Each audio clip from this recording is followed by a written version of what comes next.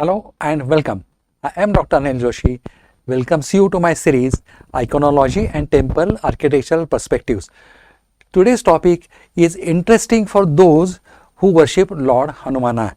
Lord Hanumana is worshipped by all the, I can say, gents, those who believe in exercises, gymnastic, bodybuilding and racket games. All of them, they have got only one idol, they worship Lord Hanumana. You go to any of their institutes, you will find statue of Lord Hanumana, and every Saturday it is worshipped.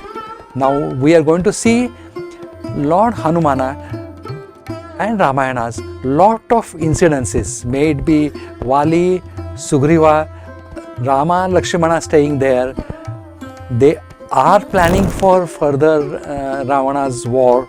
All have occurred, and in this area Hampi of Vijayanagar was earlier called as Kishkinda. Kishkinda means it's a small housing for monkeys.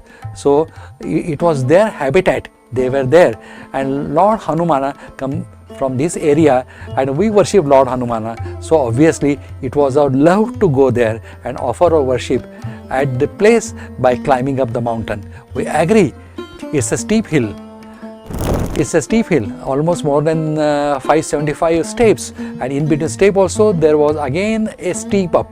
So it was really hectic, but we had decided to go there and we should offer their worship from the hill. So let's get going to the more details of what is this Anjanadri hill.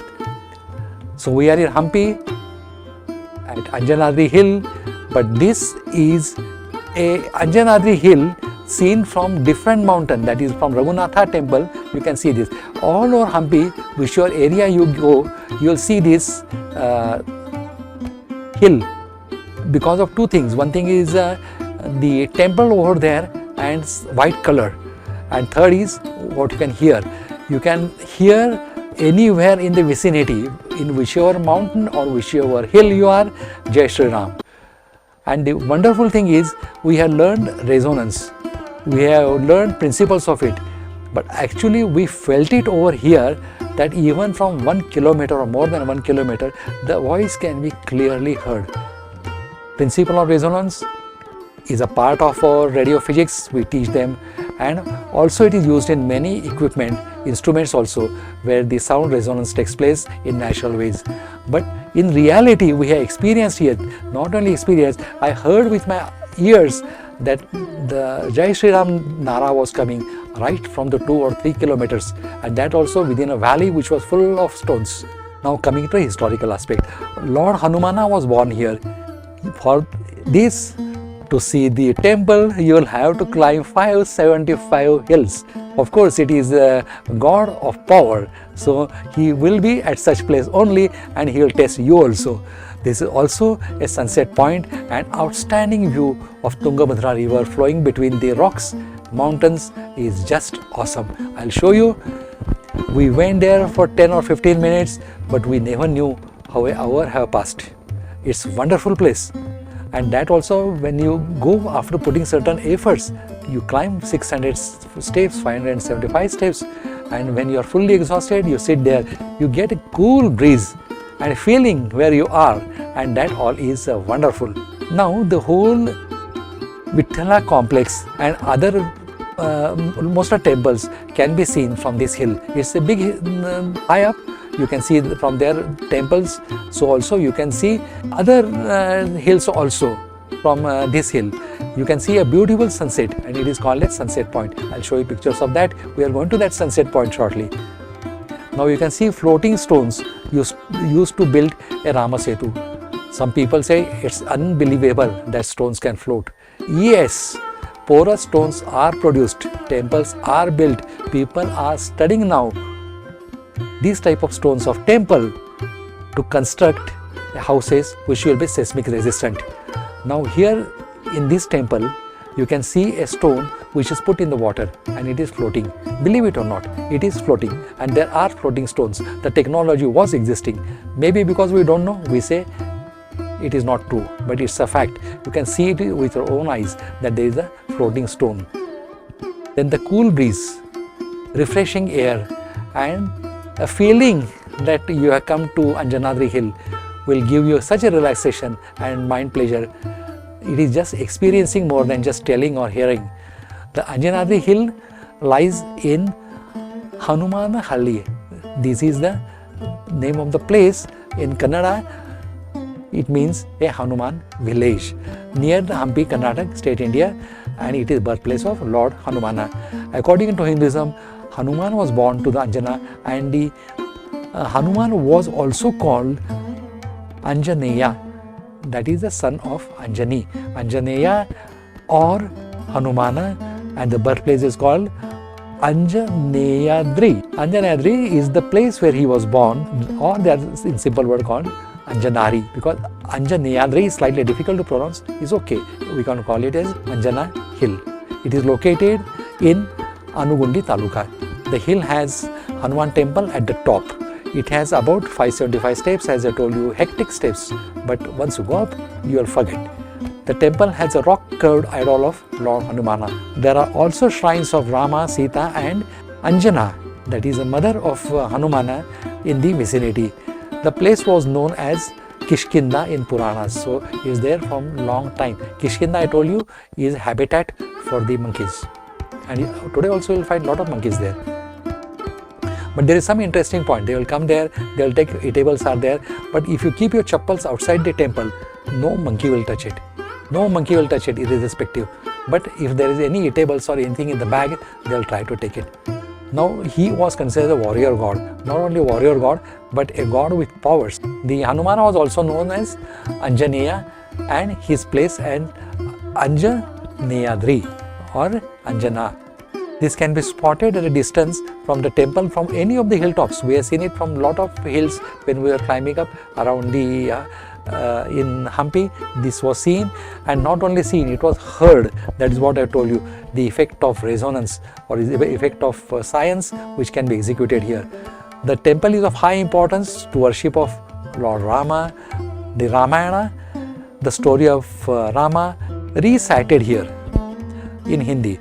So always we try to go which is the original. There are a lot of versions of Ramayana, but the Valmiki Ramayana is considered to be the most pure form of it. And the Ramayana written here is also a citation for many of the Ramayanas later on written. Citation is a better word known to those who are researchers. Now the Pandit, an old man with white beard, gifted with expression of telling the story. They will tell you good stories provided you got a time and he got a time. If both are free, then it is interesting. He has got nice way of telling you. So in other words, keep little more time than just sunset when you go there. The temple door is always kept closed to prevent the monkeys entering inside. It is requested to keep mind to the basic etiquettes of Hinduism, basic etiquettes of temple, basic etiquettes of holiness has to be kept in a prayer area. The priest may offer you holy water, that's optional, or a colored powder which is put to the forehead, that is optional. The icon Hanumana is carved on the rock. There is also a small shrine for Rama and his consort Sita inside the temple. The view from the hilltop is marvelous. The patches of paddy fields looks beautiful, and it is something to be seen in a photographs and to be appreciated. Looking at the ruins, one can also imagine how much glorious it would have been at its time. Around the horizon you will find all ragged rocky mountains, and on one side mighty river Tungabhadra. Now what makes a capital ideal place? It has to be safe, there should be less people to guard it, and there has to be natural protection from all the sides. You go to the mountain, look at around, and you will find all these things, and you will get convinced why it was considered or it was selected as the capital. It is a central strategic city, and so also it is gifted with natural protections. That's why it was selected by the Vijayanagar Samrajya as its capital. The road is really steep, then there are no shops on the top. But one thing what I realized, there is drinking water what I found, but looking at the certain references, it may not be consistent. But when I was there, there was a good and adequate supply of water, eatables, you won't feel like eating there. Once you go there, you start enjoying the nature and the surroundings, and you don't feel like eating anything. There are few small stalls at the bottom, but personally what we felt is once you go up, your mind will fill with something else. You will not feel like eating. And you will find a river also. You can reach it by either crocodile ride or by road also. We went by road. That can be reached by bicycle also, by electrical vehicle also. There is a place for parking it, and you can make use of it, whichever is your way you want to visit this holy place. When you are planning a sunset, you have to leave 45 minutes to climb up. It depends upon your decision to how long you would like to spend on the hilltop. But one thing I'll tell you, if you are thinking of half an hour, you'll spend 1 hour. So keep adequate time, and after sunset, you cannot stay there for long. Once the sun sets, you will have to come down. Otherwise, there are no natural protections. You will have to come down. No admission fees. You may donate certain money in the hundi. Then monkeys, you should always be careful, but they will never attack unnecessarily unless they are teased or they feel your intentions are not proper. We have found them very friendly. You can see we have fed them. They are friendly with us. They are sitting on our shoulder also. So we enjoyed them. But to tease them will be very costly. They will not take your chappals, that you be very sure. Once you come here, surrounding places like Pampa Sarovar, then Rukka's Aqueduct, that is stone bridge, and this place itself are near each other, and you can see them one after another. Now this is on way when we are going. You have to cross the Tungabhadra river either by a bridge or by the coracles. When we went, the coracles were not available, so we thought why not go by a car, and we went there by car. Now this is the temple, white colored, you can see, and you see how steep is the last pill. But believe it, once you start, you won't stop. And that is what told to me by our guide. He says, sir, you just start walking, you just start climbing, and just don't turn back, you will be there. Of course, these are taken with zoom lenses from the distance. In the temple, your stands are not allowed, but the photography with the help of hand camera or mobile are allowed. Now you are going up, and this is the place I told you surrounding the hill, Anjanadri hill. There are a lot of hills where you can clearly hear Jai Shri Ram chanting. This road is also beautiful, full of nature, full of balancing stones. You'll start wondering, large stones kept one on another, but they had not fallen for years together. What they say, these mountains are older than Himalayas, so they were the earliest one formed during the evolution. Always you'll find on big stones monkeys enjoying. They are not scared of anything. They are just enjoying the peace and the surrounding.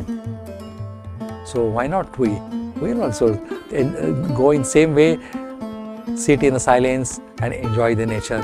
We'll hear the sound of nature. And once we reach over certain height, now see how much steep it is. It is almost 60 degrees high up. You will have to take support. I'm not proud of my knees, so under such circumstances I will take help of the side rails. But it was rightly told by our guide that you just keep on climbing without thinking anything, you will reach the top. It is more than 60 degrees inclination. Now look at this. Once you come here, you will just forget everything. You will just forget everything. You can see the surrounding mountain. You can see river Tungabhadra. This is the front portion of the temple. Below are the roads, beautiful farms with paddies. You can see the coconut trees. This was taken after the sunset. We went there for sunset. We enjoyed that sunset, and when coming back, we had taken this because we wanted to see that. Now from temple, by this small way, believe me, it's a really good way to go from one cliff to another.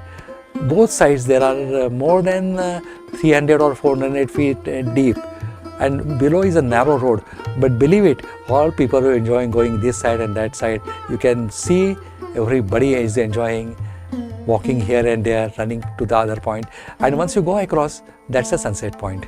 But sunset you can see from anywhere. There is not necessary you will have to go across. This is a Tungabhadra river which flows from the stones. See, the strategically I told you, this is the best place. The relaxing and enjoying monkeys on the stones. Now you can see the valley. These are panoramic views to give you idea more than what camera lens can catch. It is 180 degrees. You will feel fresh. You will forget your exhaustion. The cool breeze, high oxygen air, no pollution, and you will just get lost. You will not know how much time you have spent there. And now it is getting dark. The people were telling that no, you will have to move down before it's dark. So nobody is allowed here in the night time. Beauty of mountains. Who say stones are not beautiful? Who says beauty cannot be there in the stones? Yes. Then go to Hampi and you will change your opinions. How stones can be kept by nature one over another. And this is the temple on the edge. With that, we are coming to end of this small presentation. I hope you have liked it. It's a very interesting point. When you go to Hampi, do visit it. And I'll tell you one thing, don't get scared of the height. Once you start climbing, you won't stop. I have not seen anybody stopping there. So when you go to Hampi, make it a point to visit this hill, go to the hilltop and enjoy the nature and worship the God. Thank you, goodbye and take care.